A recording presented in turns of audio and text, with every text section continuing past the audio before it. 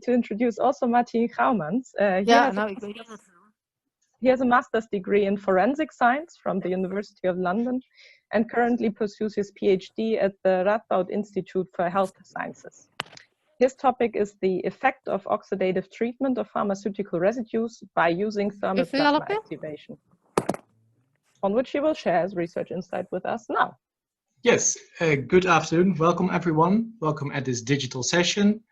I will present the oxidative treatment of pharmaceutical residues using the activation of plasma activated water. So I will go through the slides with you. As we know, the pharmaceutical these days are widespread, and they are widespread used as well, mainly in the veterinary sector and as well in the healthcare sector, causing different emission routes and of course ending up in our aquatic environment. So as you can see on the flow chart, different routes are possible where the pharmaceuticals enter then the aquatic environment.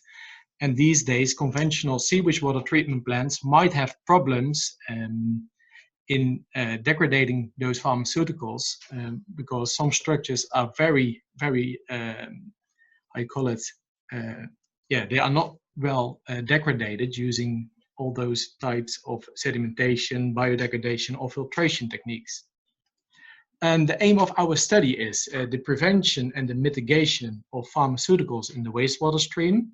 So therefore, we tested a new technique, an advanced oxidation technique called plasma activation water. And throughout this presentation, I will explain our laboratory simulation study and what we have done on all those pharmaceuticals. And in the end, of course, when we degrade those pharmaceuticals, we just want to know we are not creating even more harmful components. So that's why we used as well different toxicity assays to test what kind of products we are producing. In the beginning of the MEDUWA consortium with task force, we created a short list of different type of pharmaceuticals, mainly to see which compounds are emerging and whether they were measured in the Vecht bassin, the consumption rate, are those compounds biodegradable when they are present in the water or in surface waters, and what is the toxicity? Are those compounds toxic for the water environment? So for our research perspective, and mainly then testing the degradation possibilities, all right, I'll start my video so people can see me. Hello there. So we ended up for our simulation study with 14 different compounds, varying from antibiotics, anti-epileptica, cytostatic drugs, contrast agents, and as well painkillers. Just to introduce you then, what is the plasma activation? We used a laboratory module. As you can see on this picture, we used an electric current above water. So we create a discharge where a plasma arc is created, and with the continuous generation of this plasma arc, we are dissociating nitrogen and oxygen components in the atmosphere. And during this electrical discharge, reactive species are generated in the water. So when you can imagine when you have wastewater, those reactive species will start react with all those kind of pharmaceuticals. In the beginning, we have done as well an optimization study with the chemical compound cyclophosphamide, where we used for the plasma activation with the laboratory module different types of power. So we started with 50 watt, we increased it then with 100 watt.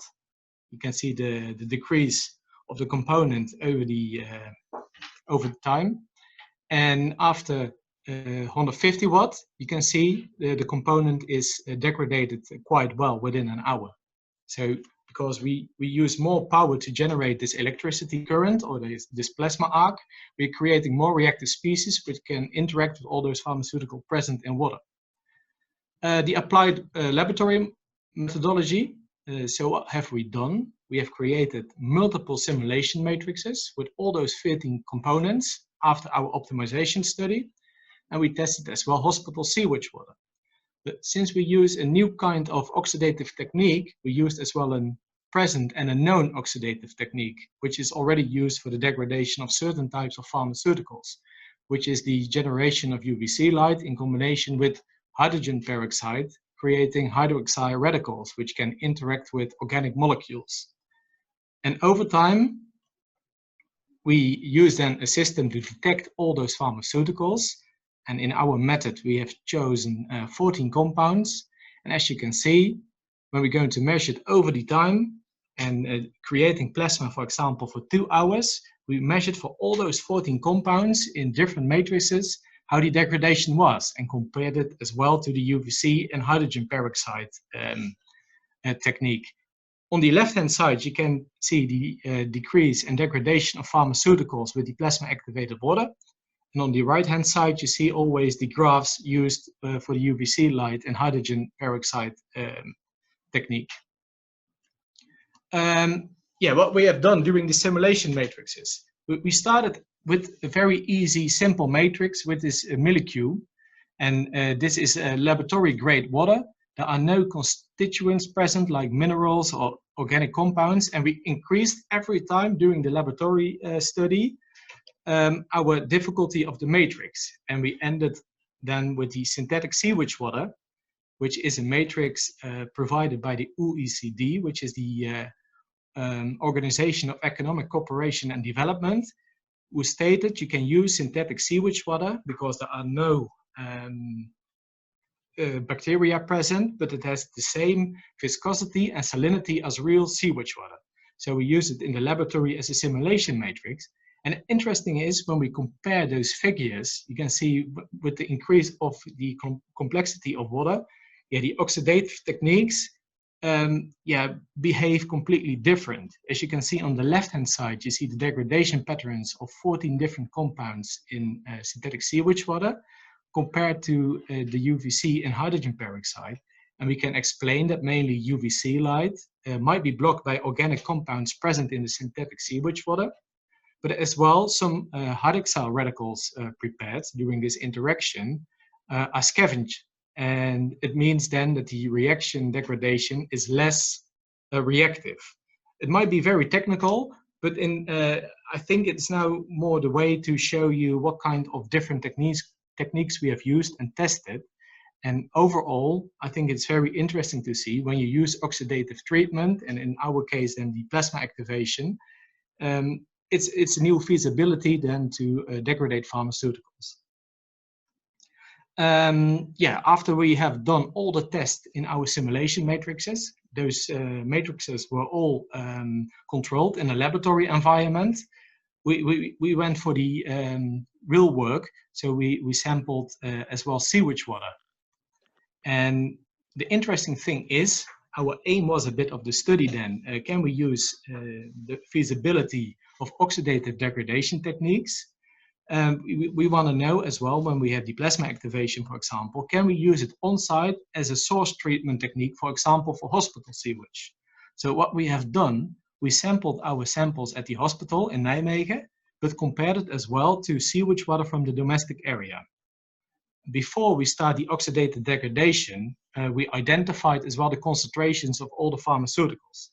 And the most interesting and important bit of this story is then when you compare then the hospital sewage water with the domestic sewage water, you can see the compounds mainly used in the hospital environment, which are the contrast agents over here, and the cytostatic drugs, is luckily not found in the domestic sewage water because, otherwise it will be not that great, to be honest. And as you look over here as well, you can see the concentrations of prescription drugs, over-the-counter drugs, which you can buy, for example, at the grocery store or at the pharmacy, without any prescription, are even higher because people can buy those compounds by themselves when they have, for example, a headache, like acetaminophen, paracetamol.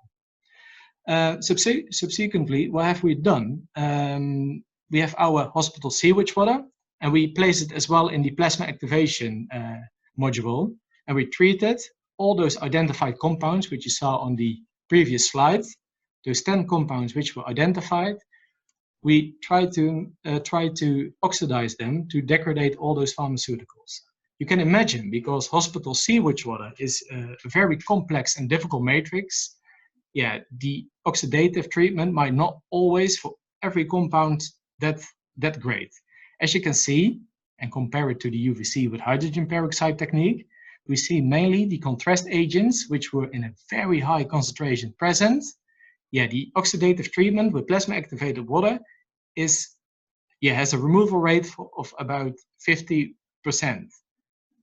If we, because it is 2,400 or even higher concentration with the contrast agents, when we look at the figure without them, we can say the technique of plasma activated water works quite well on all other type of pharmaceuticals because we have a removal of nearly 100%. When we compare it to the UVC hydrogen peroxide, which is very used for the contrast agents, because those molecules, contrast agents, absorb light, they lose their iodine functional groups, they're more easily to attack. So you see it's working quite well for this kind of components, but it's not working well for the other pharmaceuticals. Mainly what I said as well before, UV light is blocked, but as well certain radicals formed might scavenge and are less reactive. So the important story of those two figures is mainly, you need a broad technique to have sufficient degradation. But overall, when you look to the new technique, the thermal plasma activation, we can say, because we are creating continuously more radicals and reactive species, it might be more useful in different cases. And another note for this as well, when we use this technique, it's important to mention it's only on laboratory scale. So we have now to increase it in a newer technique, which might be used at a toilet facility somewhere. What we have done as well in those last 3 years, we tested the cytotoxicity. We used epithelial cells derived from the uterus, which were all plated. And what we have done so far, all those degradation experiments we have done before, we used again the synthetic sewage water with the 10 compounds identified, and we mimicked or simulated the same concentrations as found in the hospital sewage. And we used then again the plasma activated water compared to the UVC hydrogen peroxide. Overall, to make a long story quite short, we measured the oxidative stress and the presence of the biomass, which is a measure for the cell viability. Yeah, we mainly looked then, can we see any cell death? We used the positive control, where we know cells will die within 24 hours, which is then the hydrogen peroxide. We exposed then all those treated matrices with the different time points to the cells. The most interesting thing, because it's lots of information, I think we have to make it a bit easy to understand. I think we can say when we use, for example, the hydrogen peroxide, it will stimulate cell death. But when we have the oxidative treated pharmaceutical mixture, treated with even plasma activated water and UVC with hydrogen peroxide, we can say over time, we don't kill all the cells. And even when we expose the cells longer to the treatment matrices, we can say within 48 hours, the cells are recovering. And mainly we can show this in this figure because we are measuring then the oxidative stress. It's quite a complicated story, but to make a short story or a long story short, I think we can show over here then when the cells are exposed to treated water, after 24 hours they have still some stress. You can see mainly for the endpoints where lots of different intermediates are produced, cells they will have quite a lot of stress. But when they are exposed longer for 48 hours, for example, they will recover over time. So there will be cell recovery. All right then. In conclusion, there's a distinct efficiency between the oxidative techniques, and it's mainly then for the contrast agents, for example, or a compound like cyclophosphamide. The complexity of the matrix might influence the degradation of the pharmaceuticals.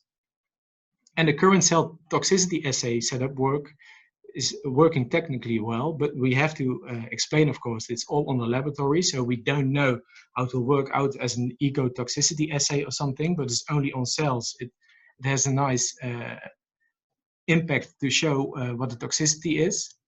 And in the end, the conclusion is when we show, for example, the plasma activated water, might it be useful as a complementary technique, for example, at the source where the concentrations pharmaceutical residues are the highest, it might complement the wastewater treatment.